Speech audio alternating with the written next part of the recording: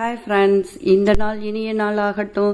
வாங்க மாங்காய் ஊறுகாய் எப்படி போடுறதுன்னு பார்க்கலாம். இந்த மாதிரி பெரிய தேர்ன மாங்காவாக இருக்கும். அந்த மாங்காவை எடுத்து புளிப்பாக இருக்கும், அதில் போட்டிங்கன்னா ஊறுகாய் அவ்வளோ டேஸ்ட்டாக இருக்கும். இது எங்கள் தோட்டத்தில் விளைஞ்சது. அது இந்த தாட்டி கொஞ்சம்தான் விளைஞ்சிருக்கு, ஏன்னா இப்போ பூக்கள் அவ்வளோக்கா பிடிக்கல. கிடைச்சதை வச்சு நாங்கள் மாங்காய் போட்டோம். எப்படி இருக்குன்னு சொல்கிறேன் பாருங்கள் ஃப்ரெண்ட்ஸ். இந்த மாங்காவெல்லாம் பறிச்சுட்டு வந்து நல்லா வாஷ் பண்ணிக்கணும். போன இதில் சொன்ன மாதிரி இதோட பால் நிறையா ஒட்டின்னு இருக்கும்.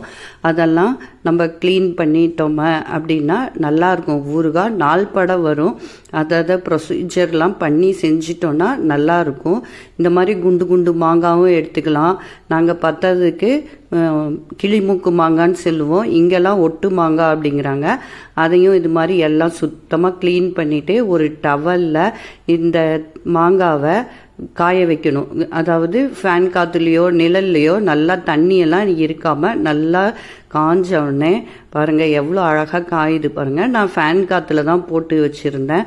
இது அப்பப்போ கிடைக்கிற மாங்காவில் நாங்கள் ஊறுகாய் செஞ்சோம். ஃபஸ்ட்டு அந்த மாங்காவை எடுத்து ரெண்டாக கட் பண்ணிக்கணும். கட் பண்ணிவிட்டு இந்த கொட்டையை எடுத்துடணும் ஃப்ரெண்ட்ஸ். கொட்டையை எடுத்தால் தான் உங்களுக்கு கசப்புத்தன்மை இல்லாமல் நாள்பட வரும். அந்த தோலெல்லாம் இருக்குது பாருங்கள், உள்ள கொட்டையில் இருக்கிற தோல், அதையும் நீங்கள் கத்தியால் கீச்சிக்கணும். நான் வீடியோவுக்கு மட்டும் கையில் காமிச்சேன். கையை நிறைய யூஸ் பண்ணாதீங்க, அப்போ தான் ஊறுகாய் கெடாமல் இருக்கும். இந்த மாதிரி கொட்டையெல்லாம் எடுத்துகிட்டு சின்ன சின்னதாக கட் பண்ணிக்கணும். பாருங்கள், குட்டி குட்டியாக கட் பண்ணி வச்சுக்கணும். அப்போ தான் டேஸ்ட்டாக இருக்கும்.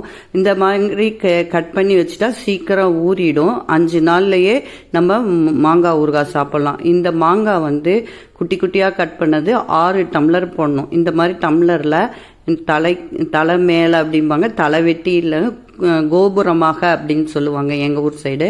அந்த மாதிரி போட்டுட்டு ஃபஸ்ட்டு கொஞ்சம் கட் பண்ண துணியில் காய வச்சிடுங்க, ஆற வச்சிடுங்க. அதுக்கப்புறம் நல்லெண்ணெய் கொஞ்சோண்டு ஊற்றி கிளறிடணும். அதாவது 2 டம்ளர் நல்லெண்ணெய் பிடிக்குது.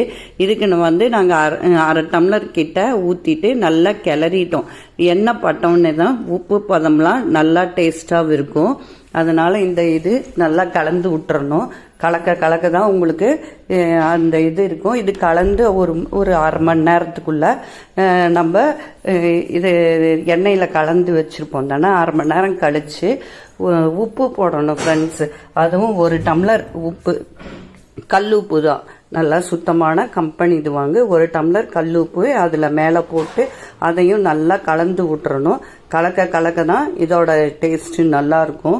இதையும் ஒரு மரக்கம்பியால் இல்லையா நான் கத்தியால் யூஸ் பண்ணினேன், கரண்டியால் கூட யூஸ் பண்ணலாம். 1 டம்ளர் மிளகாய்த்தூள், 1 டம்ளர் உப்பு, 1 டம்ளர் மிளகாய்த்தூள், 6 டம்ளர் கட் பண்ண மாங்காய். இதுதான் அளவு. இந்த டம்ளரில் தான் எல்லாம் போட்டுக்கணும். அடுத்தது நான் கடுகு தூள் போட்டேன். கடுகை வாங்கி நல்லா மிக்சியில் பச்சையாகவே வறுக்காமல் பச்சையாகவே போட்டு அதுவும் 1 டம்ளர். அந்த டம்ளர் பாருங்கள், இந்த டம்ளரால் நல்லா கலந்து விட்டுக்கணும். இது பச்சையாகவே போடுங்க, வறுக்கெல்லாம் வேணாம். உங்களுக்கு கம்மியாக வேணும்னா கூட 3/4 டம்ளர் போட்டுக்கோங்க. கடுகு சேர்க்க தான் மாங்காய் ஊறுகாய் அவ்வளோ டேஸ்ட்டாக இருக்கும். அதே போல் 1 டம்ளர் எண்ணெய், அதாவது 2 டம்ளர் எண்ணெய் சொன்னேன், அதில் அரை டம்ளர் ஊற்றி கலந்துட்டோம். இது 1 டம்ளர் எண்ணெய். இது நல்லெண்ணெய், சுத்தமான எண்ணெய். இந்த நல்லெண்ணெய் கூட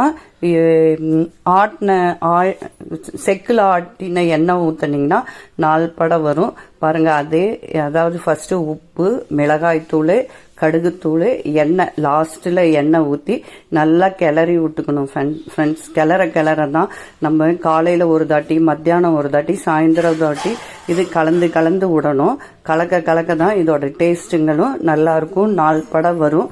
இது பாருங்கள், நான் நைட்டு மொதல் நாள் செஞ்சேன், மறுநாள் இது பாருங்கள் எல்லாமே எண்ணெய் விட்டு வந்துருச்சு, உப்பெல்லாம் கரைஞ்சி நல்லா டேஸ்ட்டாக கலர்ஃபுல்லாக இருக்குது, சாப்பிடவே ஆசையாக இருக்குது.